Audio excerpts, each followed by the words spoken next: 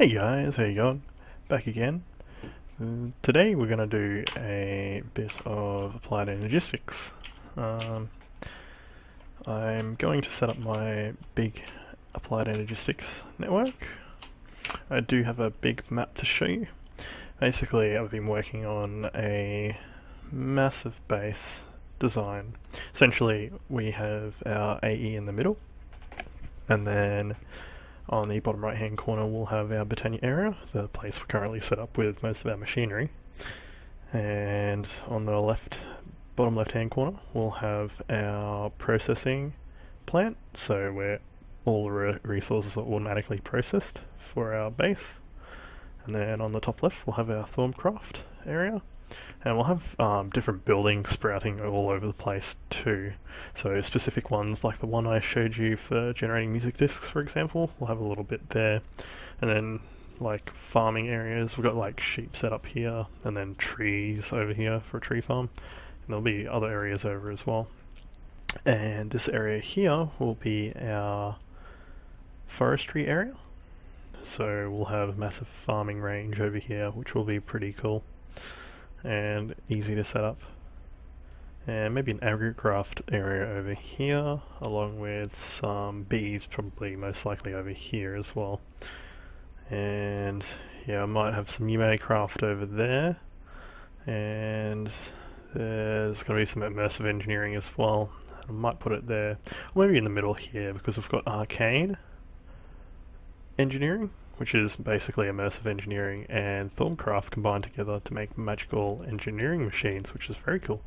But today we're going to work on a startup system that's modular that we can add on to later in the series. I like this design because you can add on to it. Modular means adding on, building up as you go. But today we're going to be setting the ground rules in a certain, you could say we're setting up the ground rules for the rest of the build for the AE area, which is located in the middle simply because it is the logistics network for the whole entire base. So first off, we'll get the main part set up, which is basically a series of ME controllers. And we've got 24 of them. We're going to do a 7x7 layout. You'll see how I set up very soon, but all it requires is pure Felix crystal, engineering processes, and skystone. And if you can search for skystone a lot, like I have over the couple of weeks I've been playing on the server, you'll find it. It's not turning today. It doesn't matter. I don't know, change then. I found skystone in a lot of places. You can see here, and I think there's some stuff down here, and there's also the crater that I did here that I filled in and built my base over. So you get a lot of skystone, mining it out within the quarries and stuff. But what we do, I've already made like a line out of where it's going to be placed exactly, just to save some time. But what we're going to do is going to place it here. So I'm going to break one of these blocks very quickly, and then place down one of the ME controllers. And then I'm going to get this little nifty device called a resonant exchanger. And it's a bit of a complicated recipe. If you know how to do that, you're doing very well. Resonant exchanger, we're going to shift right click on this block. Oh, we can't do that. We're going to have to break it all out. Okay, it doesn't really matter. So what we do is we break it up like this, and we place down our ME controller. Yeah, I was going to switch it out with the resonant exchanger, but unfortunately we can't do that because the ME controller block is a special kind of block, because it has a whole lot of interactions that happen with it when it's placed in the world. I didn't realise that at the time when I was planning out the episode, but for now we'll just go along with it. So what I'm doing here is I'm doing a special layout. It's a very simple layout that can be built upon later. You will see it later in the series. All it is a simple square design with a 7x7 layout, so we can maximize the amount of channels we can get for our ME controller multi-block structure. You'll notice that these ME controllers you can only place in certain shapes and configurations. You can't do stuff like place a block on 4 sides of another ME controller block, but it's pretty straightforward. There's lots of tutorials online to show you how to do a lot of in-depth knowledge and learning and stuff about the AE, but for this episode that's way too much to explain. So we've got our basic ME setup. Now I've got some special things that I'm adding to this setup too, such as a security terminal, so it can't be broken by accident by friendly players, and also prevent special stuff from happening. And also the main thing is for wireless access. If you don't have the security controller, you don't have wireless access. And the other thing we'll be using is a tesseract, an energy acceptor, and some wireless booster upgrades. I'm not sure how many wireless booster upgrades I'm going to use, but I'll just see how much we can power up, because these use a lot of power when you get up to the higher levels of distance and range increase. So I'll place these down first. I've made this area very big so it's easy to manage. That's a key factor for when you're working with big ME setups. If you don't do that, you'll have some trouble, because it gets very messy very quickly. Now, I've turned this on, and it's currently got RF running through it, which is good. And we're going to place our security controller there. And then we're going to place our wireless booster here. Hopefully it turns on. And this, when you place down the security system, it's automatically delegated to your person. So it recognizes that you are the one who owns it, and you have full control over it. Now, oh, didn't mean to do that. Now we're gonna increase the range of this. So currently it's 16 meters, which is not very much. What we're gonna do is we're gonna chuck in some of these wireless boosters. Very easy to craft. Ender dust you can just chuck in a pulverizer. The other stuff's pretty simple to make. And then we're gonna chuck that in here, and that's now got a radius of 38.6, 43, 47, 62.8, and see how that just climbs up. Gets to be a lot of energy, but we're going to leave it at that for now because that's not too much power. That's good. And now we're going to put the main part in, which is the ME drives. And I'm just going to haphazardly place these just on the ME controller for the time being, because there's not a proper space to put it in yet. So I'll just toss these. I think we'll put them here.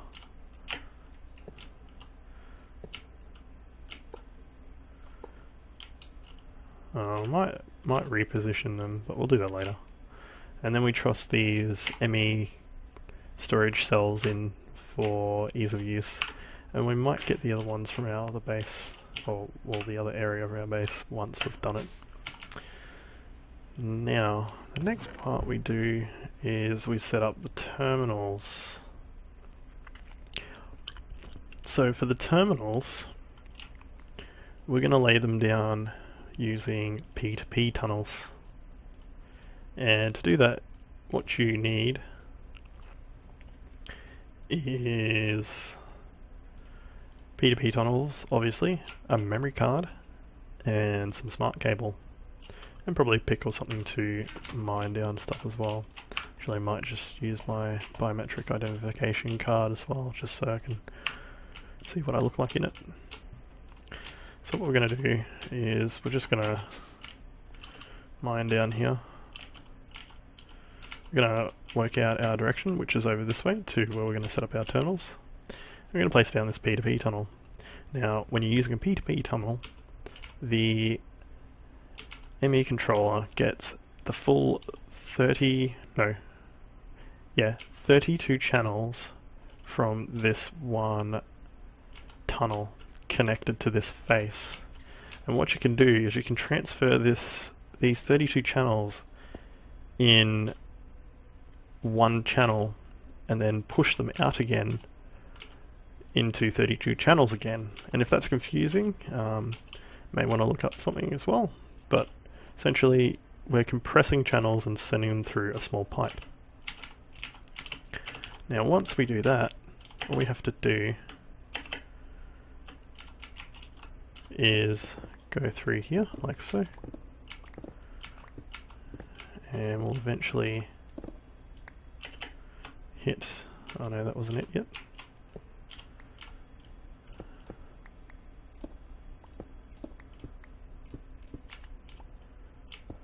Hang on. Yeah, we'll eventually hit through here. And we'll place some cable down. So this cable is what carries our connections. And right now it's only carrying one item, which is P2P channel. And it's supplying it through this pipe, or this Fluix cable, to another area, which is here.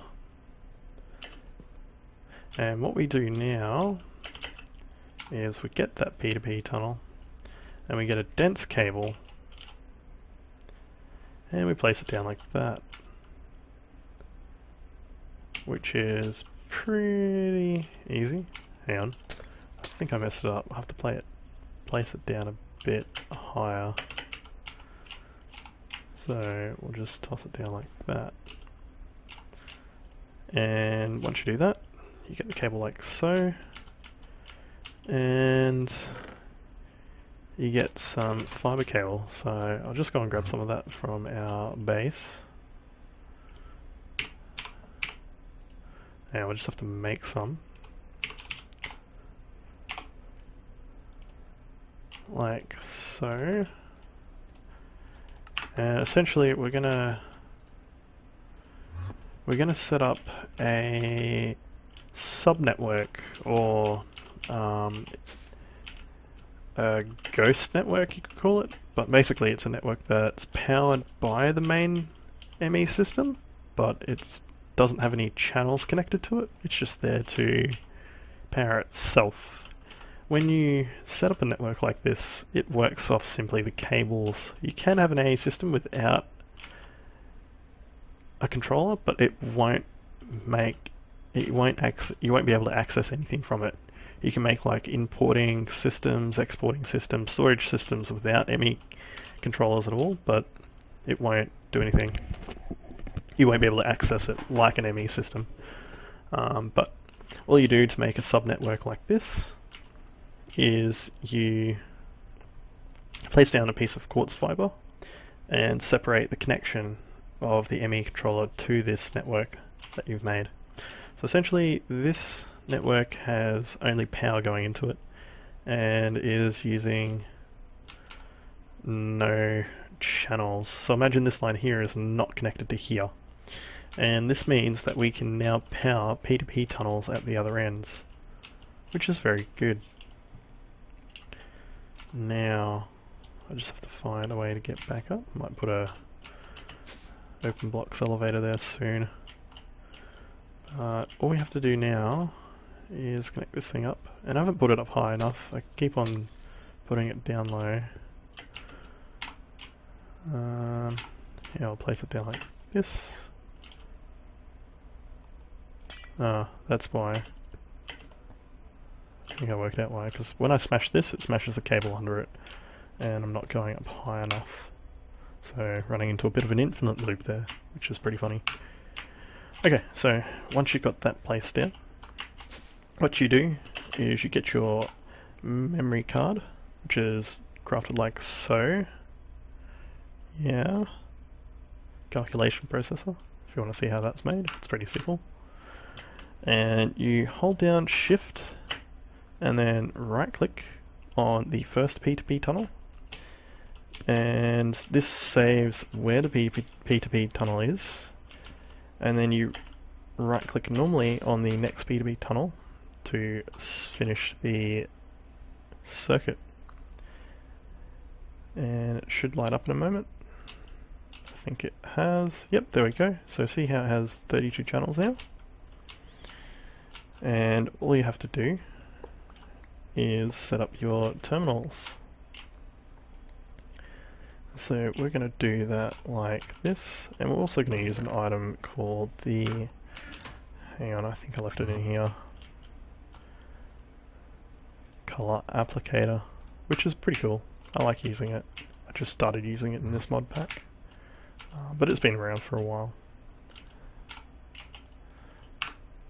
And we're going to color in our terminals.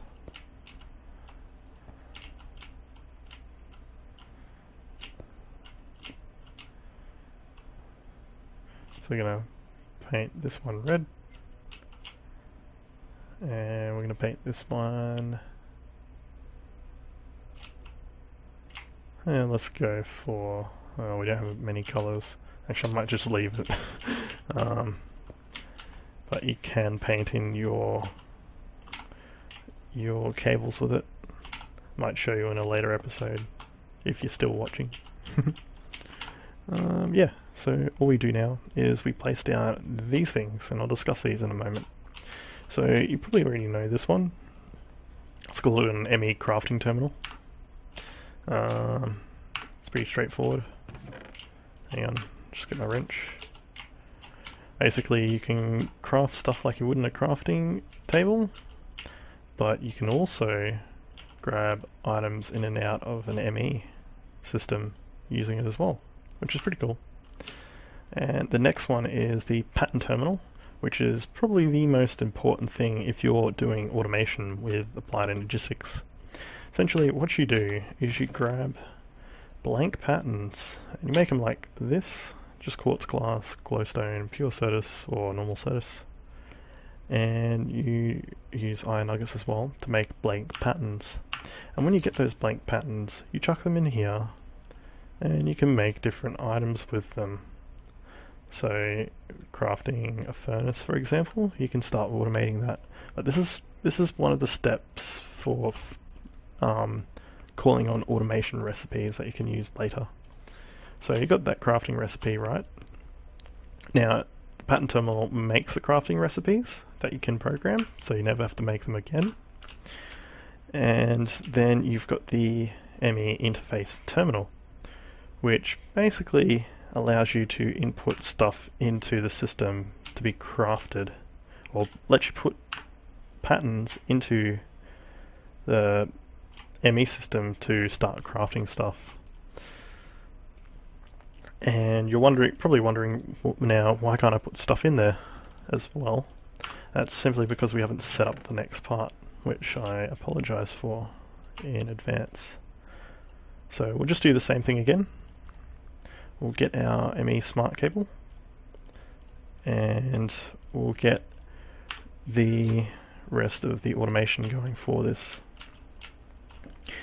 So basically what we've got is a couple of molecular assemblers and ME interfaces and P2P tunnels and the other stuff you already know about. And we're going to place them down in a way that we can get almost all of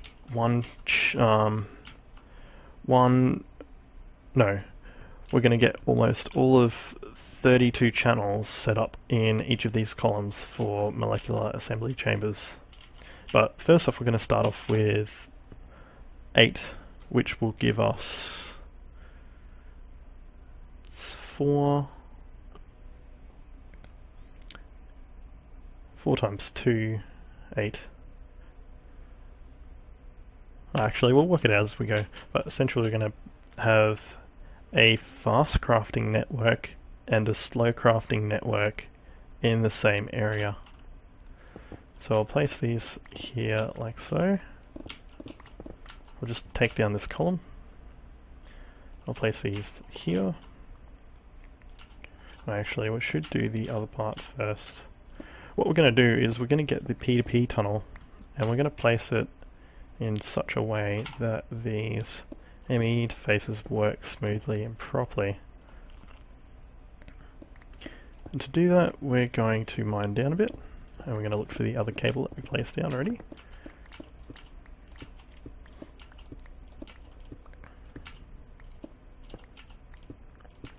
and I think we've already... Oh yeah, there it is. We've already passed it. So we're going to get this cable again.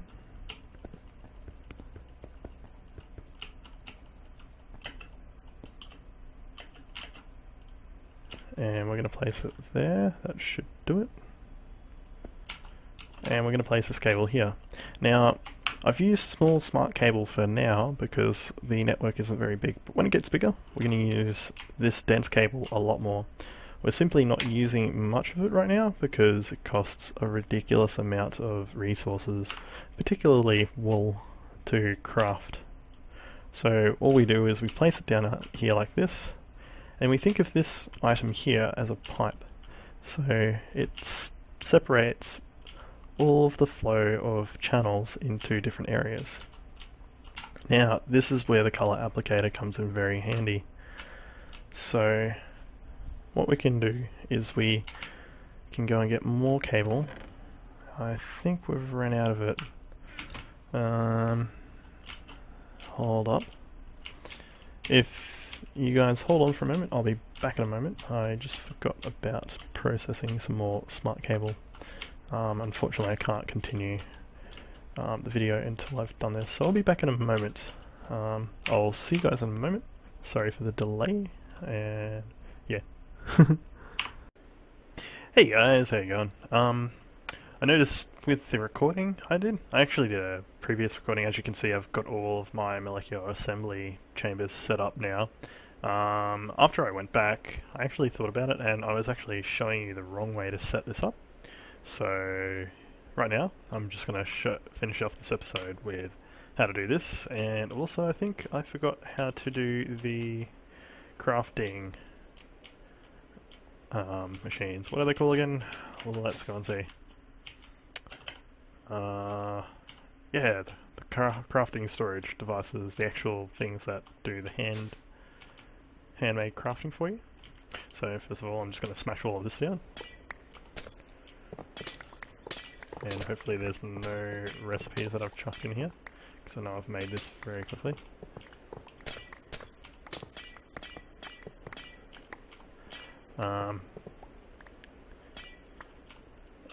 Let's see.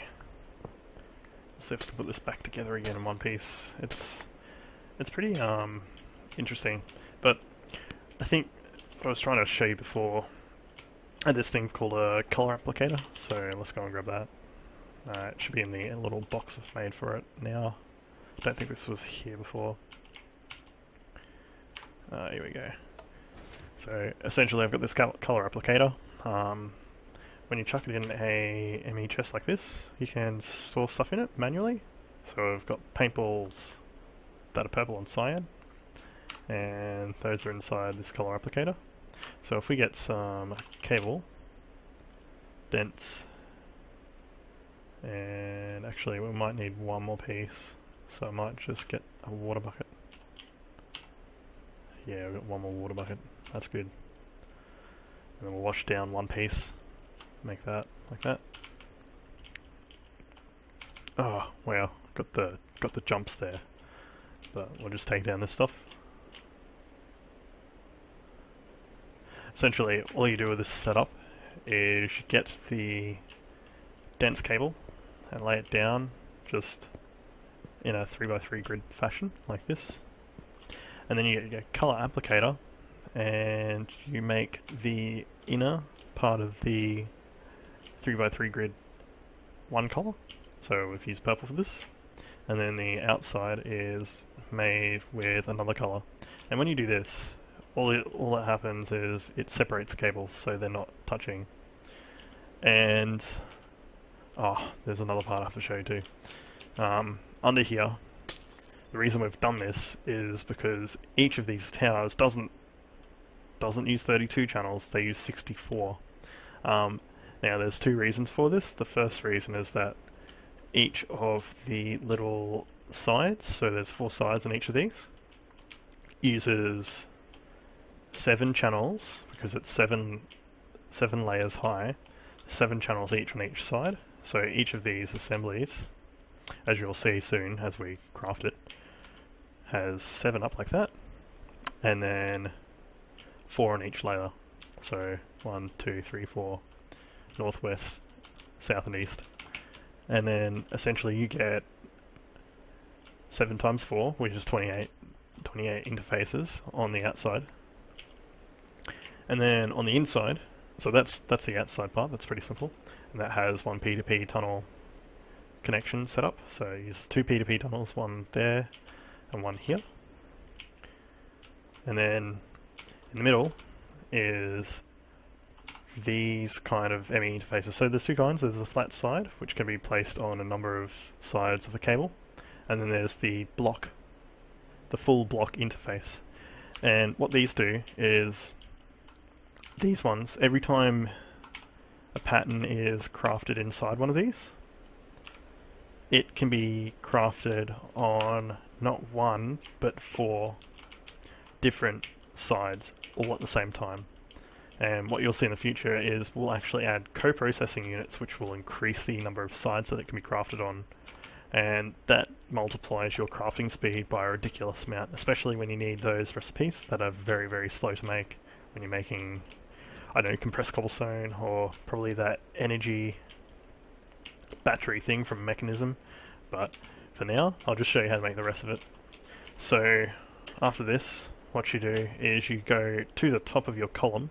So at the 7th layer, you place down your molecular assembly chamber, or a series of molecular assembly chambers, and then in this cross-grid like fashion, and then you basically push it down. So push down 3 like that, 3 like that, 3 like that, 3 like that, and then 3 ME interfaces like that, and then you just follow that layer down like this. But before that, you want to make sure you do one thing, which I almost forgot now, is you get your memory bus, and you head down to your ME controller, and you make sure the channels are going to the right area. So I think I may have shown you this at the start of the video, but I'll just show you again just in case. So you get your memory bus and your P2P tunnels, and all you do is you go shift right click on the one at the ME controller. So this is for the outer line of the tower, so the circle on the outside. I'll just go back over there. I can actually jump up on an elevator anytime soon. And let me read that again. Yeah, it's the outer one. And then we right click this on the P2P tunnel here, and then I'll load up those settings. And then you get the other one, which is the inner part of the tower, the southeast tower. And when you're doing this, always make sure you name them properly, so make them obvious in case something happens to your ME system and you break the P2P tunnels for some reason. So southeast is southeast here, southwest, northeast, northwest is what I've named them on the other side as well. Yeah, so we do that for the inner one. So we shift right click it down there, and then we just normally right click it here with no shift on here, and then that loads up that one. And then after that, we finish we start, after you've done that, connecting the P2P tunnels, then you start doing this. So I'll just finish this off, and it's maybe easier to do it this way. But I've also noticed with the build I was trying to do before, I was really derping up. I didn't do it correctly. These things actually can be on channels as well, which is quite annoying because all they need is power, but they can actually use channels. So there's another special thing that we do as well, which is we get anchors and we place them on all of the sides like this. I'll show you now. And we place them on each right hand side of each corner like this. And essentially when you get the cables lined up, they won't actually connect up onto that side and use extra channels, because there's 32 channels here and there's 28 channels that are going to be used, and you don't want any more channels than that, or else the setup will get quite confusing and it won't actually work properly and utilize all of the ME interfaces. Now once that's done, you get the outside side facing ME interfaces like so, and you toss them up like there, and yeah, so when I was starting at the start of the week for this part of the build, I only had 2 layers, which is, you know, pretty general. I just had this one and this one, and then I actually started upping my crafting, like getting more upkeep on it, and eventually I went, okay, I need more, and I started building layers. Hence the modular part I was talking about at the start. That's the reasoning behind it. I don't think I mentioned it properly. But once you've done that, all you do is you get, oh, I think I've missed one. Where is it? Oh, here it is. Once you've got this cabling done, all you do, or not the cabling, once you've got all the ME interfaces and the anchors down, you just place the cable in like this, and then you get your color applicator, so this thing, and you just apply the color. You can also make the cables colors in the crafting grid, but it doesn't really matter. Either way is fine. I just find this color applicator is very easy to use, and it can deal with micromanagement because you need like 8x8 to actually make the color. You need 8 of each cable to actually make it a certain color if you do it in the crafting grid, but if you do it this way you only need 1, and it's pretty simple. Yeah. So, I'll just show you what I've done off camera in my ME system, but I'll just place a bit of facades here. Yeah, you just place facades on it like this if you want to neaten it up. But I won't do that now. I'll do that after I've finished. So once you've gotten this setup going properly and you know how to make it, it's pretty simple if you watch this video. All you have to do is copy this tower and put it in places that you want to store even more information and items in pattern form for crafting. Because if you're like me, you want a lot of space for your auto crafting because you don't want to have to do it again. But I've got 4 towers. Each tower has the potential for, well, it's 7 times 5, which is 35. So 35 doubled is 70. And then 70 is, double 70 is 140. So that's 140 different interfaces in this AE setup just simply for crafting. And then you times that by 10 and you get 1,400 spaces for crafting. Yeah, 1,400 different little item spaces for crafting that you would usually do in a normal crafting grid.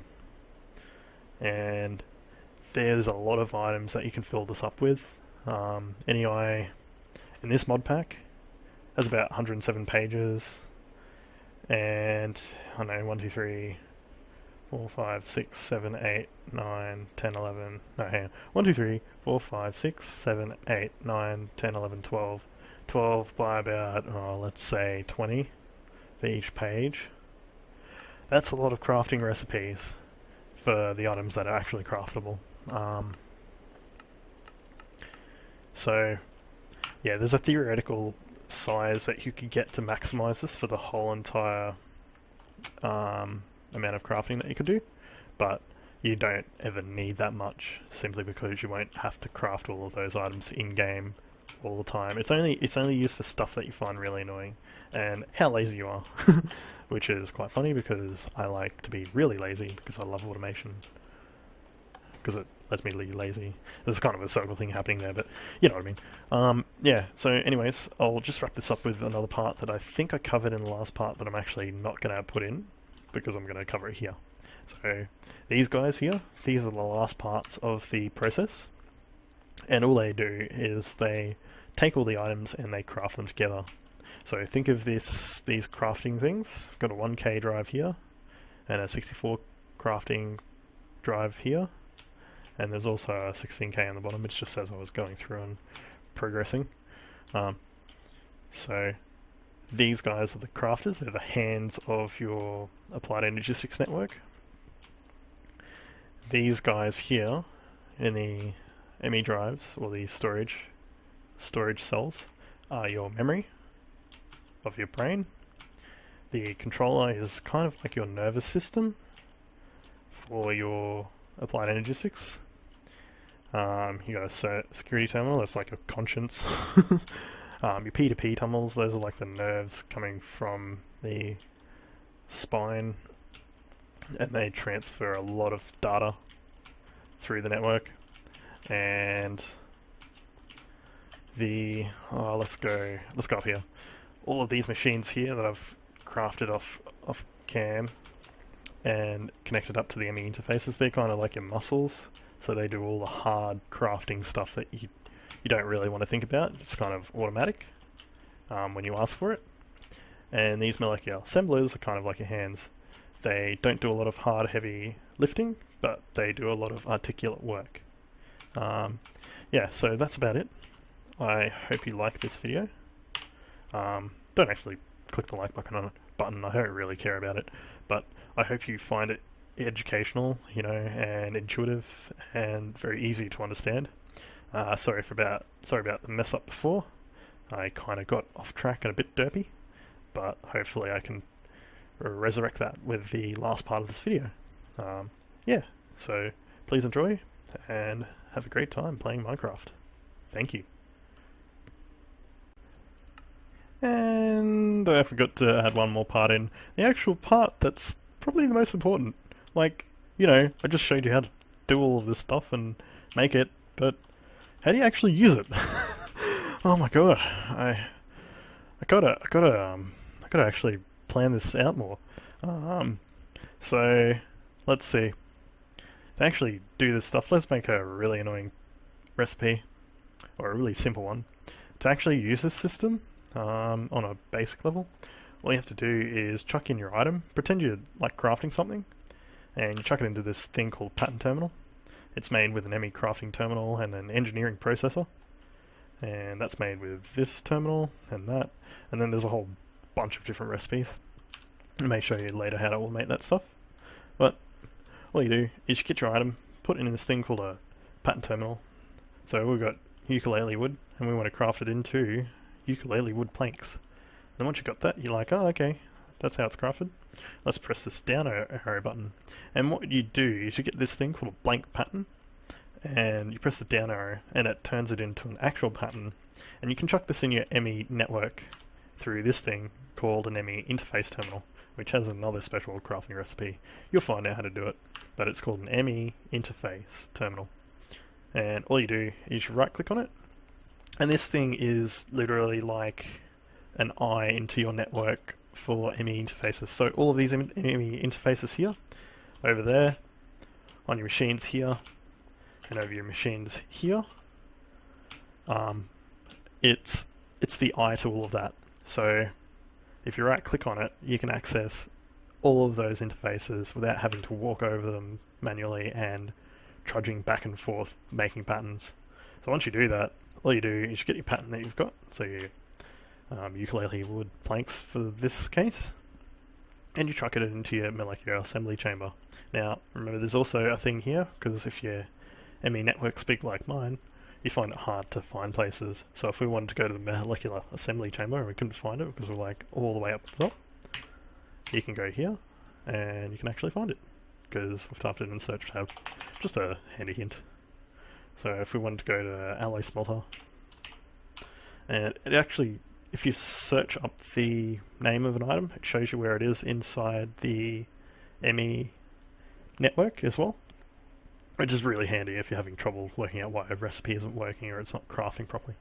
But anyways, we'll just head to the molecular assembly chamber and chuck it in, like so.